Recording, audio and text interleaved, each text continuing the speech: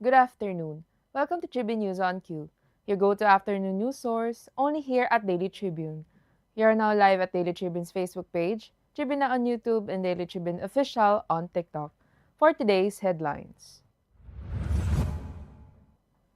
Senator Sherwin Gatchalian said Congress's bicameral conference committee has so far allocated 1.38 trillion peso to education, or 4.5% of the country's gross domestic product.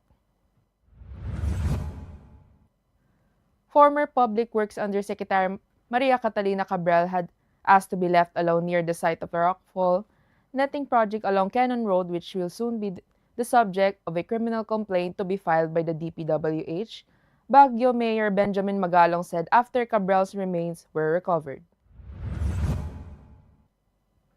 The arrest warrant for businessman Charlie Atong Ang will be released anytime now, Interior and Local Government Secretary John Vic Remullus revealed on Monday. Vice President Sara Duterte on Monday denied ties to an alleged former aide, Ramil Madriaga, calling it an attempt to undermine her possible presidential bid in the 2028 elections. The Commission on Audit has found lapses and systematic weaknesses in the implementation of the government's Ayuda sa Kapos ang Kita program. The Department of Public Works and Highways plans to model next year's projects on its post-disaster rehabilitation efforts, using lessons from roads, bridges, and hospitals to deliver faster, more durable, and cost-effective infrastructure. Robert Bolig did mince words shortly after Gilas Pilipinas won the men's basketball gold in the 33rd Southeast Asian Games on Friday, just right after the Filipinos carved out 70-64 win over Thailand. James Ranson, who is known for his roles in the horror sequel film It Chapter 2 and the crime drama series The Wire, has died at the age of 46.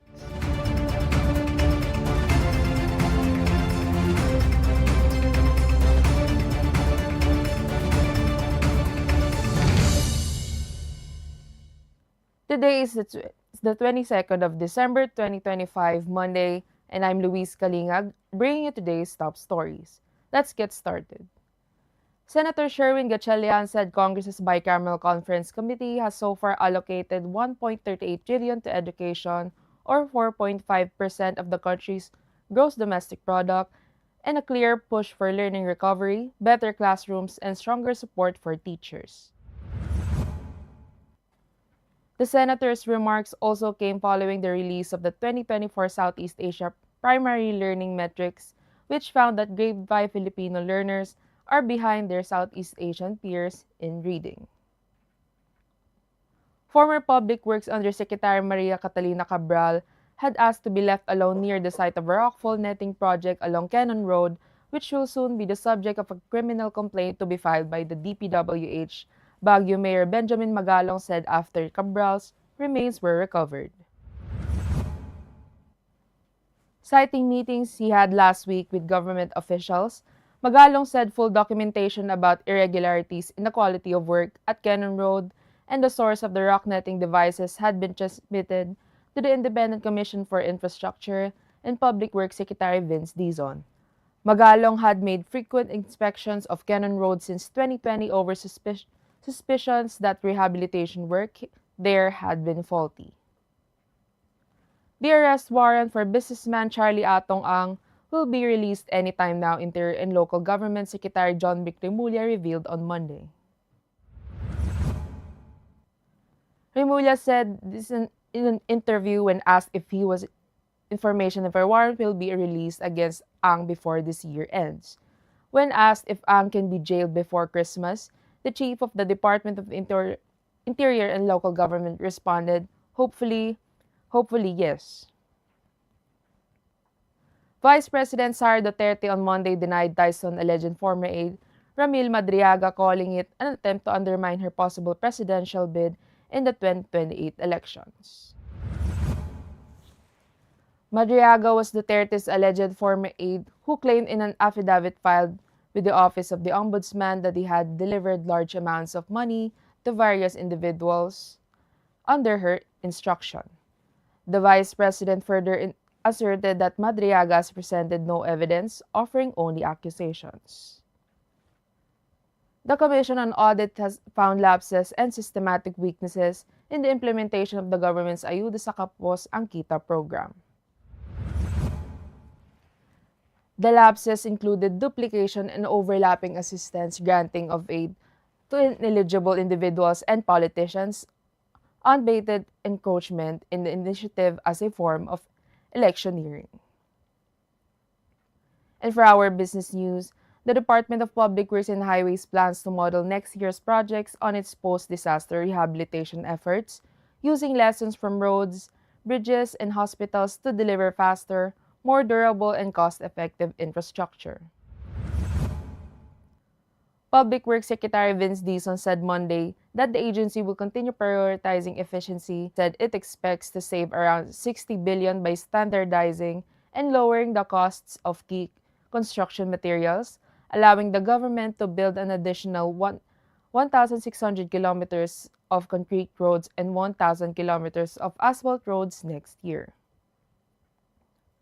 And for our PSEI update, Philippine stocks ended higher with the PSEI gaining 1.3% to close at 5,981.74, while the All Shares Index rose 0.76 to 3,423.65.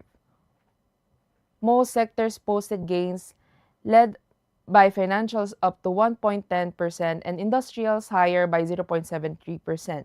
Property and holding firms also finished in a positive territory.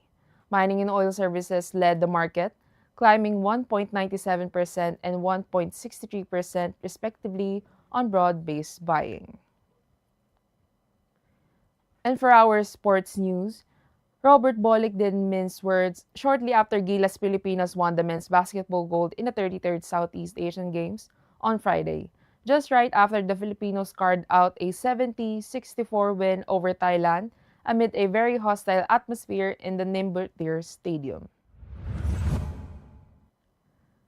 He also hardly cared about giving the parting shot on the host country as Gilas made sure it would celebrate a triumph born out of the loss of adversities.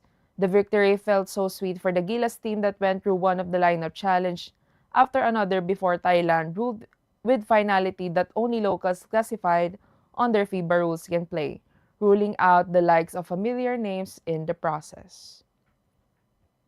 And for our entertainment news, James Ransone, who is known for his role in the horror sequel film It Chapter 2 and the crime drama series The Wire, has died at the age of 46.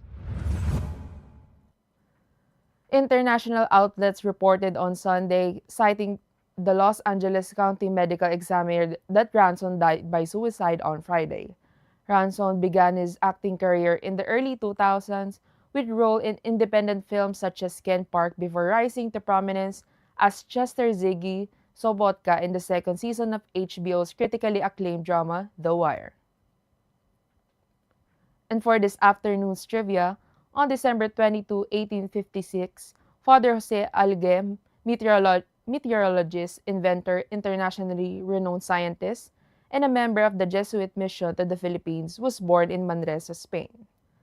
He served as director of the Manila Observatory and was the founder of the first Philippine Weather Bureau during the American period.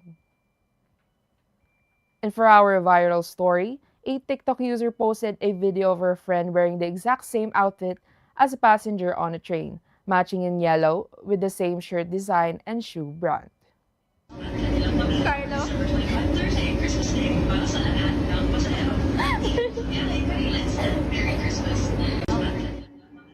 Katribu, with only 3 days left until Christmas, each passing day gently reminds us of the love and gratitude this season brings.